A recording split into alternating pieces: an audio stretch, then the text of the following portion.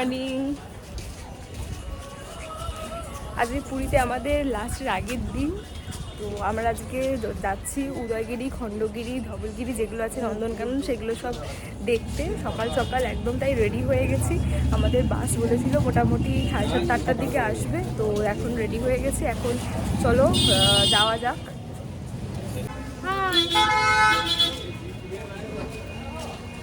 High করে দাও। High.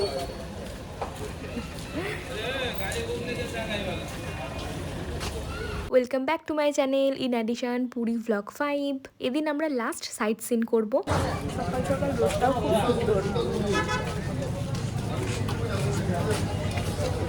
বিশ্বাস করো, ট্রলি ভর্তি করে 3-4টে জ্যাকেট নিয়ে গেছি, সোয়েটার নিয়ে গেছি। আলটিমেটলি কিছুই কাজে লাগেনি, এই শুধু জিন্সের জ্যাকেটটা দিয়ে পুরো ঠান্ডাটাই আমার কেটে গেছে। আমরা কেউই ব্রেকফাস্ট করে বার হইনি, ওই যে আমাদের গাড়ি দাঁড়িয়ে আছে। আর এখানে আমরা চলে এসেছিলাম, একটা ছোট মতো ধাবা টাইপের ছিল, তো সেখানেই আমরা সকালের আজকে ব্রেকফাস্টটা কমপ্লিট করবো। এখানে একদম গরম গরম এভাবে ধোসা তৈরি হচ্ছিল, তো ভাবলাম ধোসা মেকিংটাকেও একটু দেখে নিই। আমি নিজে কোনোদিনও ট্রাই করিনি, যাই হোক, তো অনেকবার বাইরে থেকে খেয়েছি, বাট নিজে ইচ্ছা আছে এবারে ঘরে একবার ট্রাই করবো।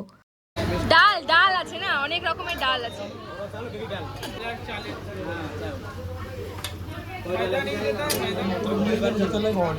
ময়দা দেয় না, না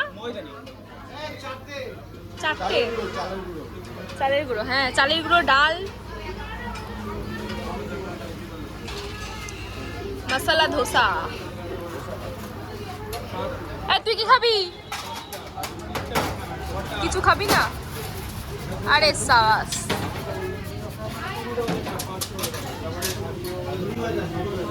তাহলে 4টে করবেন এটা। হ্যাঁ, আমরা খাচ্ছি 4জন। এটা কি চাটনি? তো নারকেলের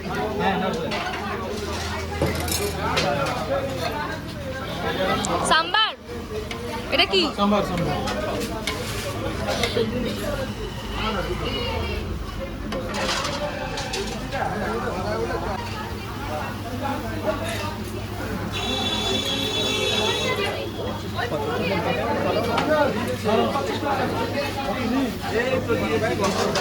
আরো দুটো বানান। হ্যাঁ, আরো দুটো বানান, আরো আসছে অর্ডার।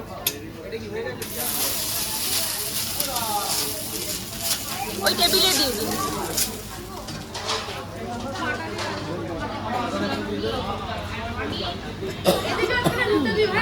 হ্যাঁ, দেবে। বাবু কি খাচ্ছিস? বাবু কি খাচ্ছ? এখন লুচি খাবো। খাও।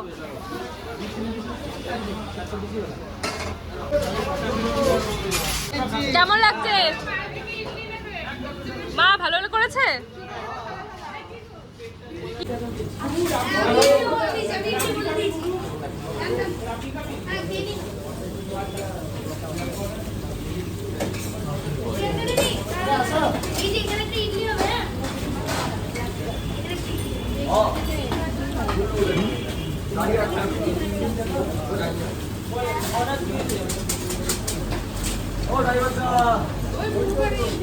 সকালবেলার ব্রেকফাস্টে ইডলি ধোসা এগুলো খাওয়া হচ্ছে। এখানকার যেগুলো ফেমাস ডিশ সেগুলোই খাওয়া হচ্ছে। ভালো বানিয়েছে।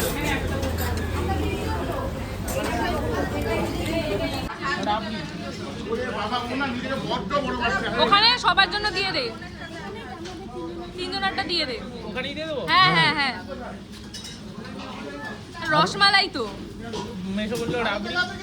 না, রসমালাই, এটা রসমালাই। একটু ঝোল দে না প্লিজ, একটু ঝোল দে না। আর ওইখানে দিয়ে দে, ওখানে দিদাকে দিয়ে দে। নীল সবাইকে পরিবেশন করছে মিষ্টি।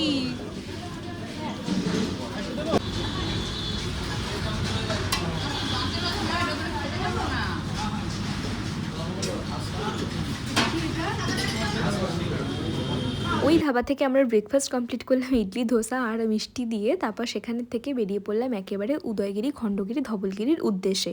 তবে দুর্ভাগ্যবশত আমরা শুধু ধবলগিরি আর নন্দনকাননটাই কমপ্লিট করতে পেরেছি। প্রচণ্ড ভিড় হয়েছিল, যে কারণে অন্য দুটো আমাদের আর ঘোরা হয়নি। সেখানে ঘুরতে ঘুরতে আমাদের প্রায় বিকাল 5টা মতো বেজে গেছিলো।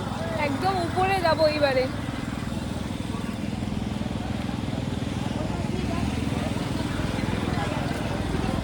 বাবা এইটুকু হেঁটে এসে পুরো হাঁপিয়ে গেছি।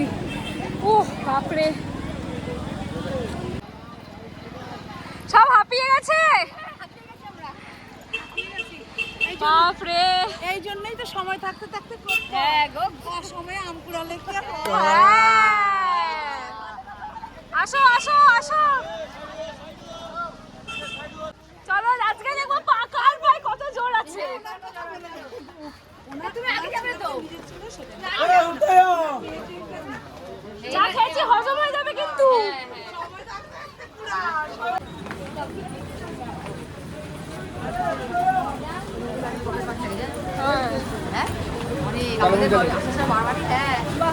ধবলের এই সিঁড়ি দিয়ে উঠতে উঠতে আমাদের পা তো পুরো ব্যথা হয়ে গেছিলো। যাই হোক, আর দু সাইডে এত সুন্দর ডেকোরেশনের জিনিস ছিল, খুব সুন্দর লাগছিল এগুলো দেখতে, বাট দামগুলো খুব সুন্দর ছিল। যাই হোক চলো, একদম হাঁটতে হাঁটতে আমরা উপরের দিকে যাই, এবার দেখি ওখানে কি দেখা যায়। আসো সবাই আসো।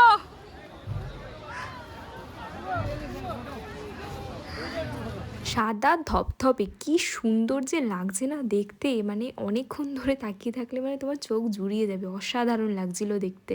ধবলগিরি ঢুকতেই বাদিকে গেলেই কিন্তু আমরা দেখতে পাবো এইরকম একটা অসাধারণ ভিউ। আর ওই যে দূরে দেখতে পাচ্ছ, ওই যে সেই শহর, আর এই যে সেই দয়া নদী। কলিঙ্গ যুদ্ধের সময় এই নদী কিন্তু লাল রঙের নদী নামে পরিচিত হয়েছিল। এত যুদ্ধ, এত রক্তারক্তি হয়েছিল যে লাল রঙের বন্যা বয়ে গেছিল এই নদী দিয়ে। দেখো পিছন দিকটা কি সুন্দর পিছনটা। চলো এবার সামনের দিকে যাই, দেখা যাক। আমরা তো পর্বতের মধ্যে উঠে গেছি, দেখা যাক নিশ্চিত কি হয়।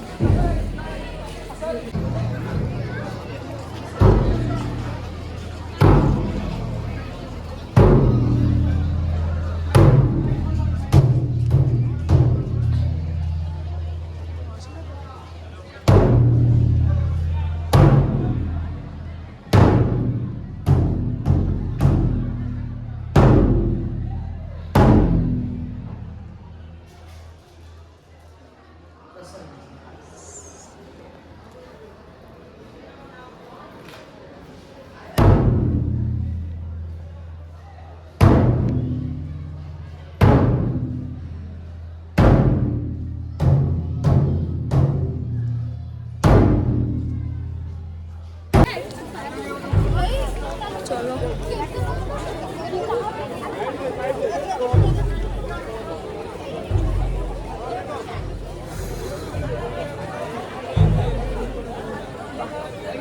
সুন্দর লাগছে দিকটা দেখতে, তোমাদেরকে দেখাই।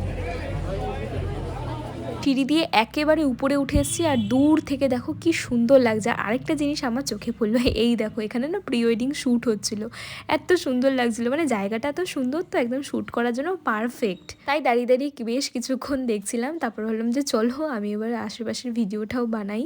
তো দেখো এখানে চারপাশটা খুবই সুন্দর লাগছিল। আর এখন কি পরিমাণ ভিড় হয়েছে দেখতে পাচ্ছ। আমরা তো যে সময় গেছিলাম ওই সময় একদম বছরের শেষ, বছরের শুরু, এই সময় সবাই কিন্তু এরকম টুকটাক আশেপাশে ঘুরতে বার হয়।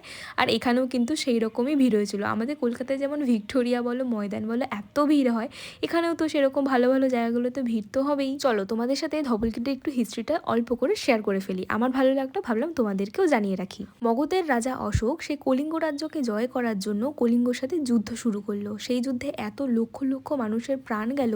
এই যে নদী, সেই নদী পরিণত হলো একেবারে লাল নদীতে। এই সব দেখে রাজা অশোক সিদ্ধান্ত নিলেন যে না, আর যুদ্ধ নয়, এবার শুধু শান্তি চাই। তাই জন্য তিনি ধ্যানে বসলেন। তখনই বৌদ্ধের এক গুরুত্বপূর্ণ শিষ্য উপবক্তা সেখানে এসে উপস্থিত হলো এবং তাকে বললেন যে আপনি বৌদ্ধ ধর্মে দীক্ষিত হন। সেই ধর্মে দীক্ষিত হওয়ার পর থেকেই রাজা অশোক থেকে সম্রাট অশোকে পরিণত হলেন। আর এই যে পুরো পাহাড়, পুরো গায়ে কিন্তু তার হিস্ট্রি লেখা। সেখান থেকে সম্রাট অশোক বিভিন্ন জায়গাতে বৌদ্ধ ধর্মকে প্রচার করতে শুরু করলেন এবং ধবলগিরি পাহাড়ের পাশে এই শান্তি স্তূপ তৈরি হলো।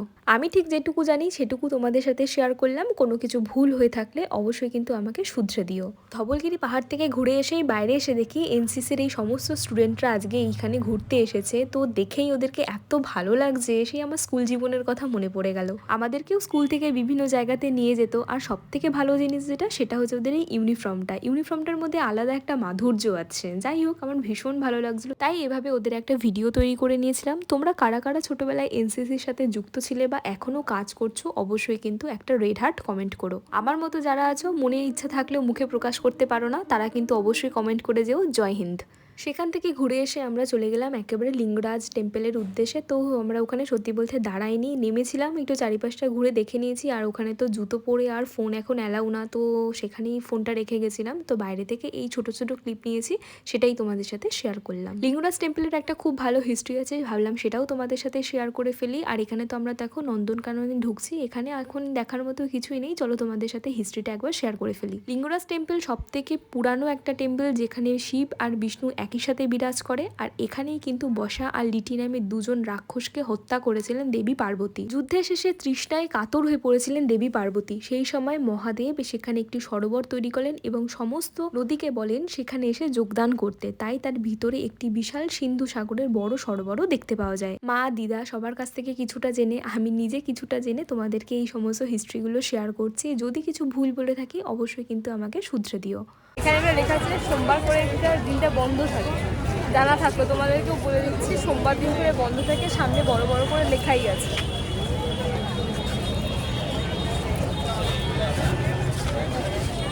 এরপরেই আমরা নন্দনকাননের একদম সামনে চলে এসেছি। এই যে দেখো, এখানে এত মারাত্মক ভিড় হয়েছিল না, আমাদের তো মানে টিকিট কাটতে প্রায় 1 ঘন্টা লেগেছে। তারপর সাফারির ওখানে লাইনে তো মারামারি লেগে গেছিল রীতিমতো। আমার এখনো মনে আছে, মোটামুটি 2023-এর 1 জানুয়ারিতে আমরা গেছিলাম কলকাতা জু ঘুরতে যাওয়ার জন্য। মাই গড, আমাদের ভিক্টোরিয়ার সামনে থেকে ওইটুকু জায়গা ক্রস করতে প্রায় তো 2 ঘন্টার উপরে লেগে গেছিলো, এত বিশাল ভিড় হয়েছিল। আমরা সবাই ফ্যামিলি মিলে গেছিলাম, তো কে কোন গেটের সামনে নেমেছে সেটাই তো খুঁজে পাওয়া যাচ্ছিল না। শেষ পর্যন্ত আমাদের মনে হচ্ছিল আমরা নয়, পশুরা আমাদেরকে দেখছে শুধু দাঁড়িয়ে দাঁড়িয়ে।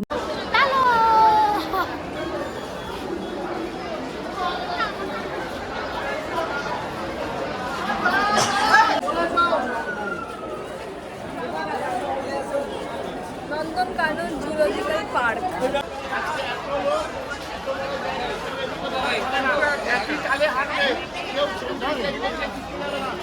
এই যে কি বলতে শুনে না সব।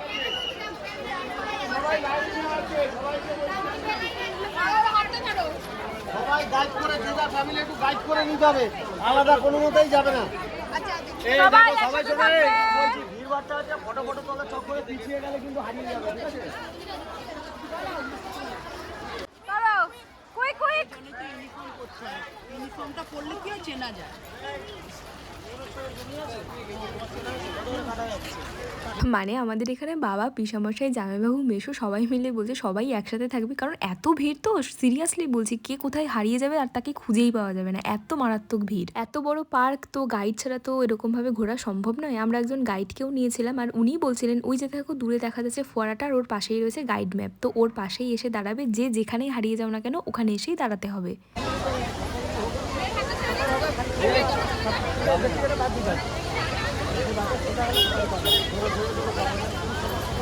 নন্দনকাননের মধ্যে হচ্ছে যে রয়েছে, আর এখানে এত ভিড়, বাপ মানে প্রচণ্ড ভিড়। মানে নন্দনকাননের মধ্যে ঢুকে গেছে, আর এখানে এত প্রচণ্ড ভিড় রয়েছে, মানে সেই এখন ঝিলতে যেরকম আগের বারে ভিড় দেখেছিলাম এক্স্যাক্টলি ওরকম, মানে এত ভিড় রয়েছে।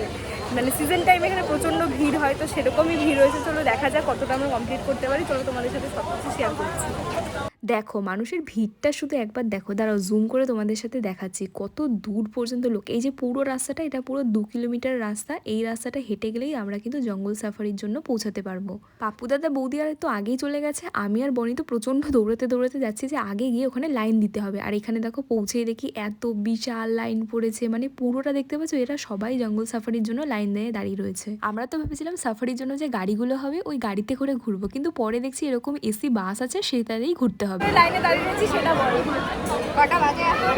এখন হচ্ছে 2:50 বাজে। 2টো থেকে আমরা লাইনে দাঁড়িয়ে রয়েছি। মারপিট করে আমরা লাইনের মধ্যে ঢুকেছি।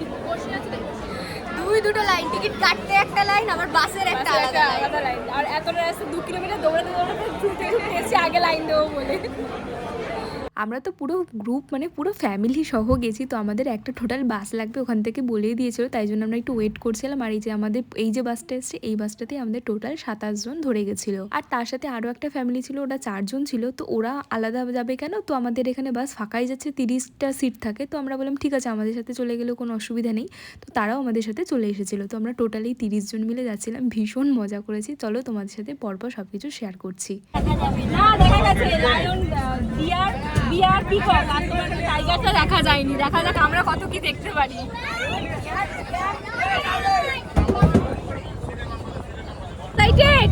কি কি দেখবে? জানলা থেকে সব টাকা চলো দেখো কি কি দেখতে পারি। ভাবে ওই দেখা যাচ্ছে ওর দিকে দেখা যাচ্ছে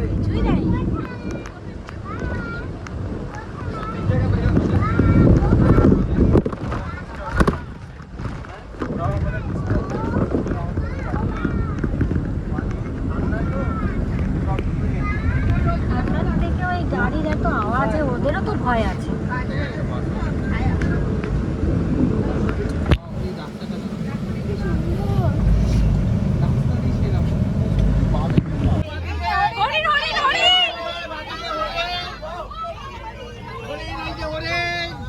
চেঁচামেচি করো না, চেঁচামেচি করো না, তাহলে কিছু দেখা যাবে না। দেখো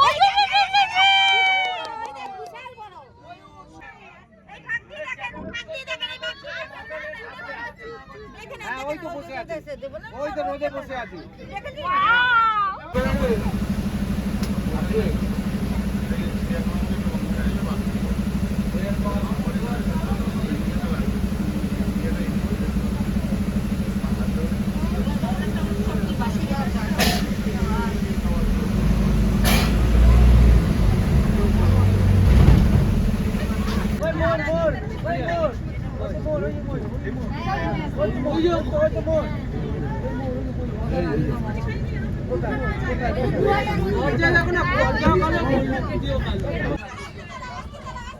আস্তে চালাও না, দাদা চলে গেল।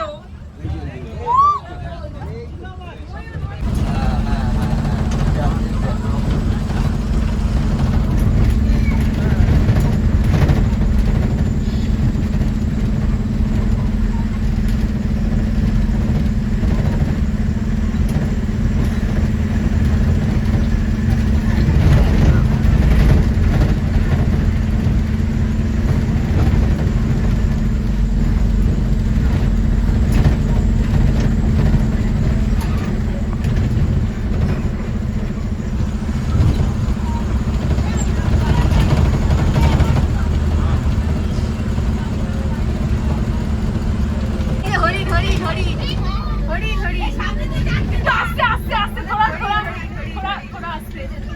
ওয়াও শিলটা কি সুন্দর। কি হলো কি?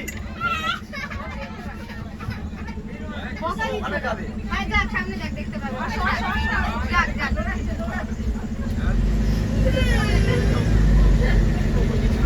ওয়াও কি সুন্দর, কি সুন্দর।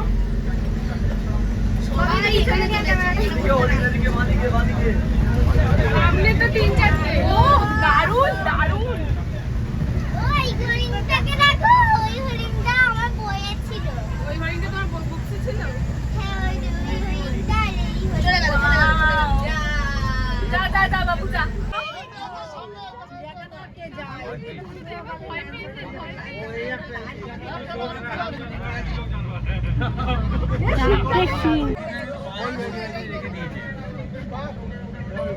পায়ে দড়ি দিয়ে রেখে দিয়েছে। মানে পায়ে ধরে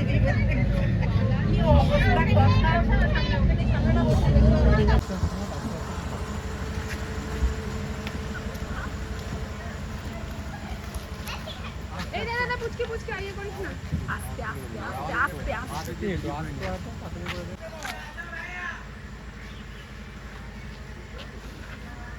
তোমার দেখছে কেমন করে, দেখছে কেমন করে মা।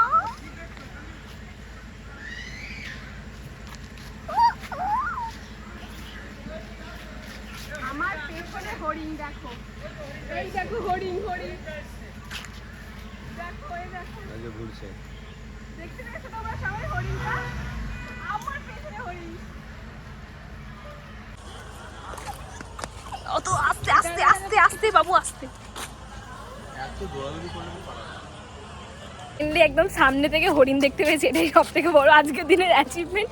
অনেক কটা ময়ূর দেখতে পেয়েছি, দুটো বাঘ দেখতে পেয়েছি, মনে হচ্ছে নেশাগ্রস্ত বাঘ। একটাও দেখতে পাইনি না আমরা, সিংহ না, একটা সিংহ দেখতে পাইনি। 2-3টে হচ্ছে বিয়ার দেখতে পেয়েছি, ব্যাস এটাই আজকের প্রাপ্তি।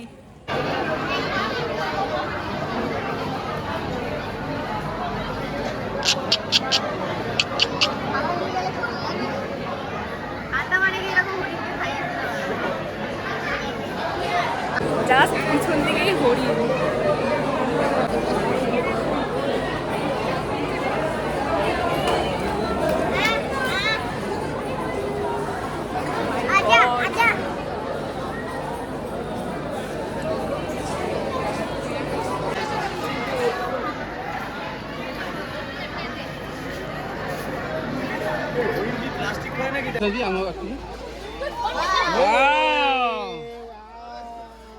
সাদা ময়ূর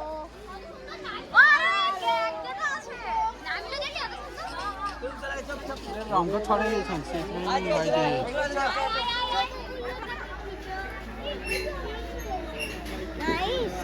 আজকের দিনে তো লাঞ্চ একদম স্কিপ হয়ে গেছে। এই সমস্ত কিছু চক্করে আমরা প্রচণ্ড টায়ার্ড ছিলাম, প্রায় 5:30টার মতো বেজে গেছিলো। আমরা ওখান থেকে বেরিয়েছিলাম, তো একদম সোজা আমরা ফিরছিলাম হোটেলের উদ্দেশ্যে। তখনই ভাবলাম যে একটা ভালো চায়ের দোকানে দাঁড়ানো যাক, সেখানে দাঁড়িয়ে আমরা সবাই মিলে চা খাবো। এই দোকানে না মালাই চা পাওয়া যায়, আর এত ভালো হয়েছিল না চাটা খেতে। 20 টাকা করে মনে হয় দাম নিয়েছিল, বাট ভীষণ ভালো হয়েছিল, ভীষণ। তোমাদের সাথে আজকে একটা জিনিস শেয়ার করি, তোমরা যারা যারা এরকম ঘুরতে যাচ্ছ তারা এই যে ভুবনেশ্বর যে লেখা আছে দেখো, এই thank you Bhubaneswar visit again যে লেখা আছে, ওর একদম ঢোকার মুখেই এই তোমাদের এই ক্যাফে মতো জিনিসটা দেখতে পাবে। এই যে ক্যাফের নামটাও এখানে সমস্ত কিছু আমি যতটা পারছি তোমাদের সাথে শেয়ার করছি। এই যে mystic house cafe, restaurant, family space, breakfast, lunch, dinner, মানে সমস্ত কিছু এখানে অ্যাভেলেবেল রয়েছে। এটা ভীষণ ভালো, নতুন ওনাদের তৈরি করেছে। মানে ওই যে তোমাদের দেখালাম চায়ের দোকানটা, ওর জাস্ট একটু পাশেই এই ক্যাফেটা ছিল। মানে ভীষণ ভালো, খাওয়া দাওয়া তো ভীষণ ভালো। আমরা ওখান থেকে তো আমরা চা খেয়েছি, এখান থেকে এসে আমরা কফিও খেয়েছি। এই ক্যাফেটা অনেকটা বড় জায়গা জুড়ে ছিল। চলো ভিতরে যাচ্ছি, তোমাদের সাথে সেটাও একবার শেয়ার করছি। ওনাদের এখনো পর্যন্ত এই সমস্ত ডেকোরেশন কমপ্লিট হয়নি, ইন্টেরিয়র ডেকোরেশন এখনো চলছে। আর ভিতর দিকটা এত সুন্দর করে ডেকোর করেছে না, মানে প্রথমে ঢুকতে ওনাদের তো নিজস্ব বিজনেসও আছে, তো সেটাকেও প্রমোট করছে এখানে, তার সাথে এত সুন্দর একটা ক্যাফে চালাচ্ছে। আমার সত্যি কথা বলতে ভীষণ ভালো লেগেছে। একদম হাই রোডের একদম পাশে এরকম একটা পরিষ্কার পরিচ্ছন্ন রেস্টুরেন্ট পেলে, বা ক্যাফে টাইপের রেস্টুরেন্ট যেটাই বলো না কেন, সেটা পেলে কিন্তু একদম মন ভালো হয়ে যায়। তো যাই হোক, চলো ঘুরে ঘুরে তোমাদের দিকে দেখালাম। এবার আমাদের খাওয়ার পালাম, কারণ আমাদের দুপুরে লাঞ্চ তো স্কিপ হয়ে গেছে। আর এত খিদে পেয়েছিল না, মানে মারাত্মক খিদে পেয়েছিল। প্রচন্ড টায়ার্ড ফেস, বাট এখানের কফিটা খেয়ে তো খুব রিফ্রেশিং লাগছে। মানে পাশের দোকান থেকে আমরা চা খেয়েছি, তো খুব খিদে পেয়েছিলো বলে এখান থেকে কিছু একটা খাবার অর্ডার করে খাচ্ছি। খুব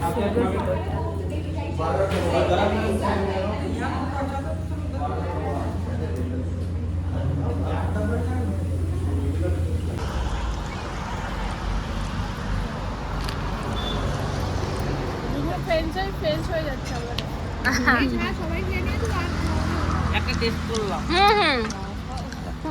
বুবু এখানে ফ্রেঞ্চ ফ্রাই অর্ডার করেছিল, তো ও বাসে গেছিল সোয়েটার আনতে। আমরা ভাগাভাগি করে অর্ধেক ফ্রাই খেয়ে নিয়েছি। আর তোমরা পজ করে মেনু কার্ডটাও দেখে নিতে পারো, খুব অ্যাফোর্ডেবল প্রাইস। আমার তো ভীষণ ভালো লেগেছে। নিয়ে যাও কফি, নিয়ে যাও কফি, নিয়ে যাও আরে আমি খাবো তো একটুখানি দাঁতে। কেমন খেতে লাগছে? দারুণ। নতুন বর দেখবে সবাই ইউটিউবে। রাতের ডিনারটা আমরা এখান থেকেই খেয়ে নিচ্ছিলাম, কারণ এত খিদে পেয়েছিল, প্রায় 8টা বাজে যায়। তো ভাবলাম এখান থেকেই খাওয়া দাওয়াটা কমপ্লিট করে। এখানে 2টো মিক্স চাউমিন নেওয়া হয়েছিল, মানে দারুণ হয়েছিল খেতে, এত ভালো করেছিল খেতে। আর এদিকে তো আমি নিয়ে নিয়েছিলাম চিকেন চিজ স্যান্ডউইচ, তো এটাও খুব ভালোই করেছিল খেতে। এখানে দেখে তো বুঝতেই পারছো কতটা টায়ার্ড আমি, মানে পুরো ভুক্কার ছিলাম। তো ওখান থেকে খাওয়া দাওয়াটা কমপ্লিট করে রাতের ডিনারটা শেষ করলাম। চলো দেখা হচ্ছে খুব তাড়াতাড়ি তোমাদের সাথে। Okay bye.